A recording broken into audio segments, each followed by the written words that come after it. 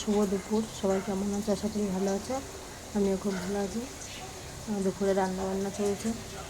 আজকে হয়েছে দুপুরে খাওয়া দাওয়া মিষ্টি আলু ভাজা, সাথে লেবু, সাথে মসুরের সিদ্ধ ডাল, চিংড়ি মাছের টক, শাক ভাজা আছে পাশে, আর পাশে চলে এসছে আর মাছ নিয়ে গঙ্গার আর আর মাছটা রান্না হবে। ওটা হলেই হয়ে যাবে আজকে দুপুরে রান্নাবান্না। বেলা প্রায় অনেক হয়ে গেল, একটু আমার দেরি হয়ে গেল রান্না করতে। তোমরাও কে কী রান্না করেছো কমেন্ট করো। আর মাছ কেটে খেতে ভালোবাসো জানিও। আমার ভালোই লাগে, গঙ্গার জ্যান্ত আর খেতে ভালো লাগে।